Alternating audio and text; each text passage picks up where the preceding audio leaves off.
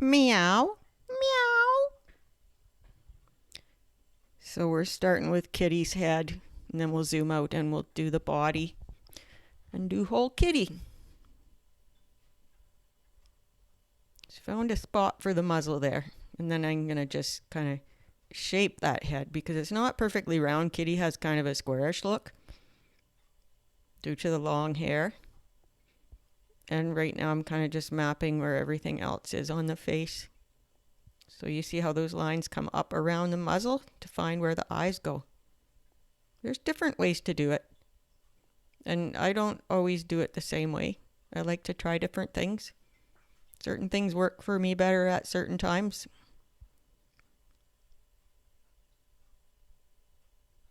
See how I'm finding where the ear goes in relation to the muzzle and the edge of the eyes?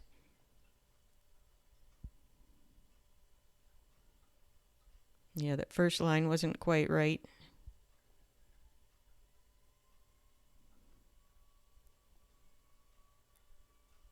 Just feeling my way around, really, and going slow at this stage. Relax, there's no rush.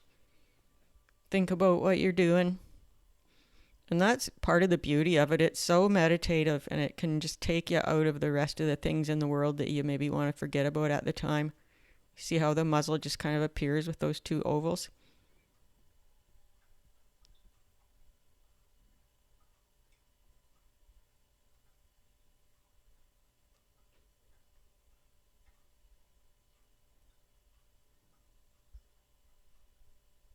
Anytime you see my pencil hand moving around and not really making marks, it's mostly because I'm just contemplating where to go next.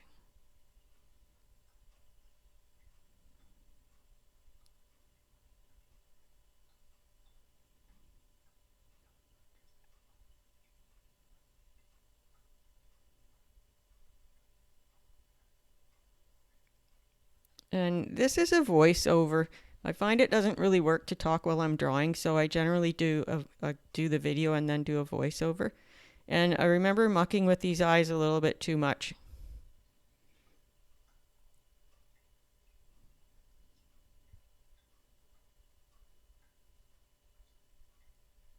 And that cute little nosy.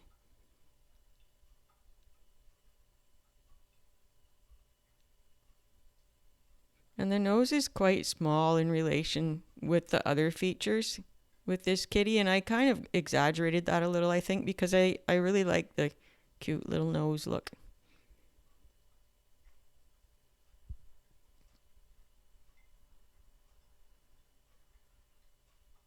And then we'll start mapping the body and looking for shapes within the bod, within the fur. Shapes that work for me, and it's not the same for everybody. Takes lots of practice to, find your own way.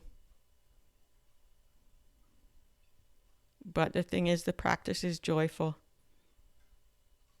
A very, very meditative process.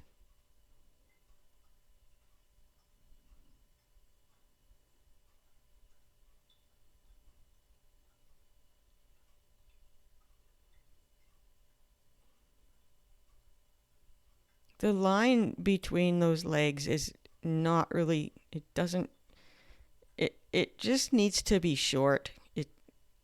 If you put too much in the way of lines to separate the legs in a long-haired cat, then you take away the look of that long-haired cat because it's really just disguised with a lot of fluff. But you can use the lines to start with to help you find your way, and that's why we do light pencil lines, because then it's easier to get rid of the lines that we don't want.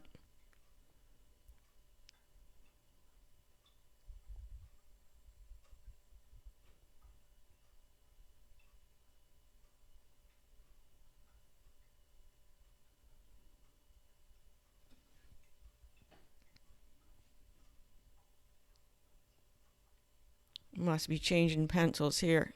Eraser. That's it. Yeah, we don't, like I said, we don't want that line real high.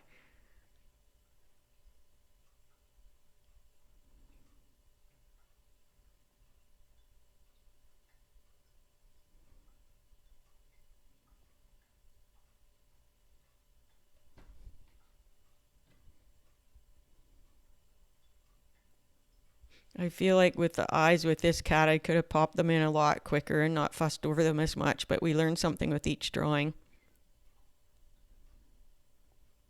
Because what I kind of did is I fussed over them and then I went back to just, just thinking, just get them in there. This spontaneous look is, I find, more natural and expressive most of the time.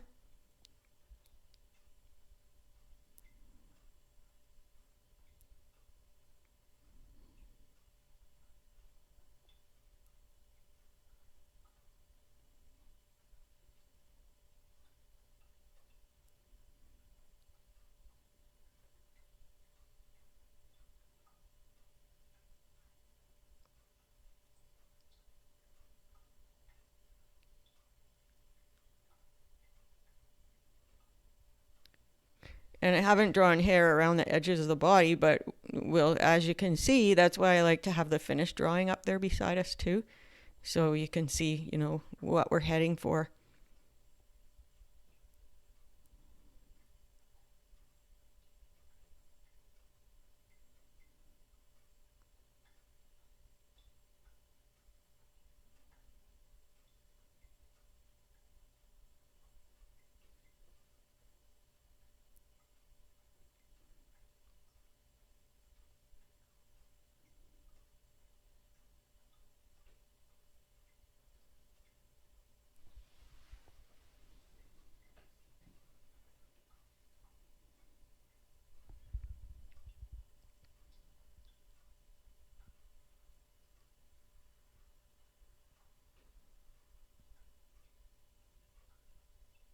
Bring Kitty to life with those pupils.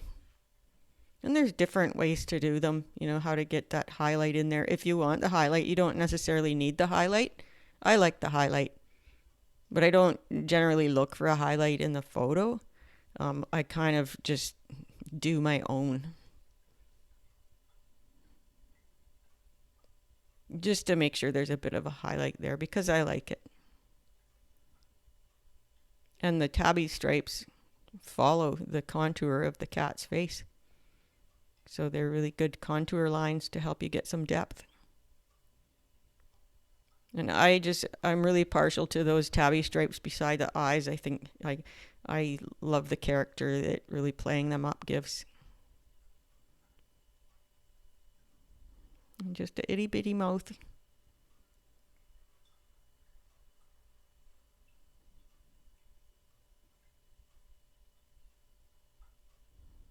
And that classic M on the tabby forehead. It's interesting that cats have M's on their foreheads, and even sometimes with black cats, if they're out in really bright sunlight, sometimes you can see a hint of an M, and it's the remnants of that agouti tabby pattern. I don't know if I said that word agouti right.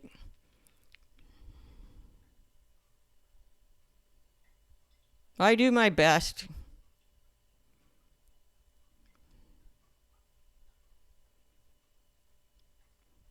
So see, I'm not really drawing hair per se, just little hints of hair. We know it's a cat and we know they have hair, and this is a fluffy cat.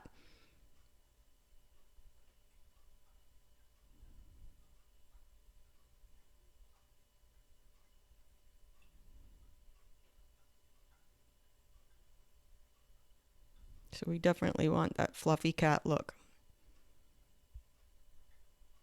Fine line eraser is great. The one that I'm using here is a Staedtler, and I got it from Staples. It's a little bit rougher. It's not really a soft eraser, so I don't know if I'd want to use it on really delicate art paper, but it's great in sketchbook. And there's another one I have. It's called Tombow, and it's a softer one. Play up those eyes a bit.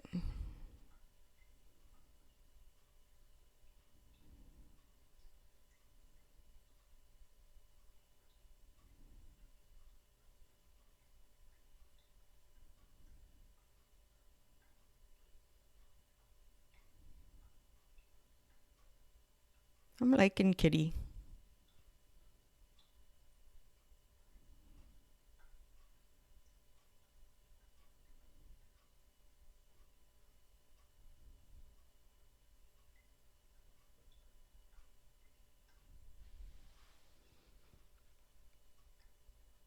And long-haired cats on their paws kind of have that little tuft that pokes out in the front, maybe some along the side, but I don't try to get it exactly what I see. I just try to get a hint of that tuft for that long-haired kitty look.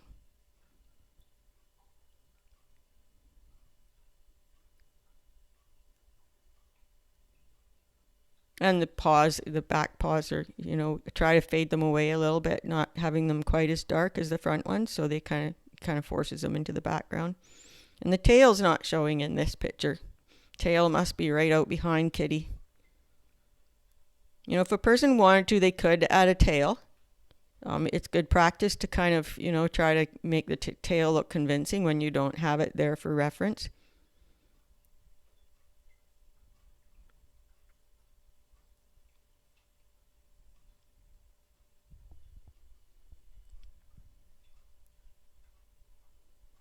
Bit of suggestion inside the ears for a bit of hair. And at this stage I want to go easy because it's easy to overdo it. And too many lines are just distracting. It's the bigger picture we want. It's the expression. I love the caricature look. But now I've got a darker pencil. It's probably I was started with 2B,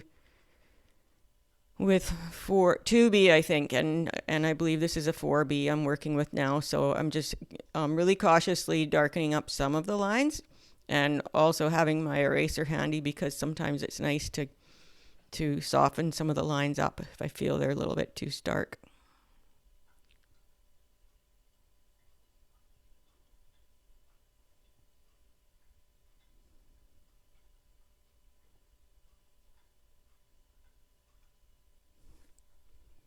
And all those lines, they don't just act as hair, but they help pump movement into the drawing.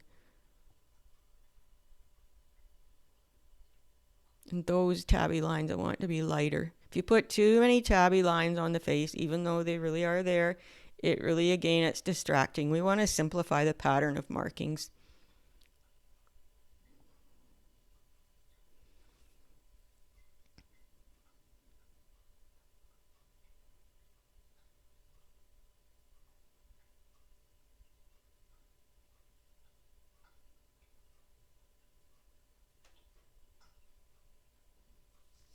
Go easy, less is more.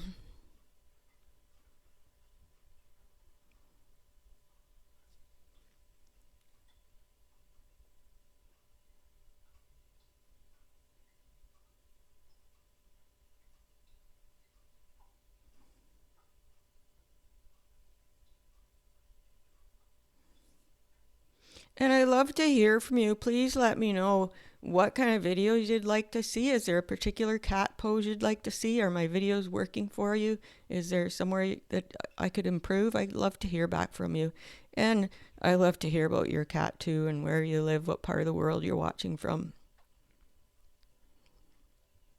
So the whisker dots, if you look closely at that picture, we know they're dots, but they really meld into lines. So what I do is I put some lines on, and then I kind of go through the other way with the eraser to kind of break them up and soften them a bit. So we've got a bit of that texture in there. And then, sometimes I do these before I put the whiskers in and sometimes after. So really spontaneous with the whiskers and going with the flow of the drawing, having everything kind of flow the same way really adds unity to the drawing. I like, at least one whisker to cross over on each side. Doesn't always turn out that way because I go so spontaneously with them. But, whiskers do cross over. It adds authenticity. I like kitty. So thank you so much for watching. And I hope to see you in the next video.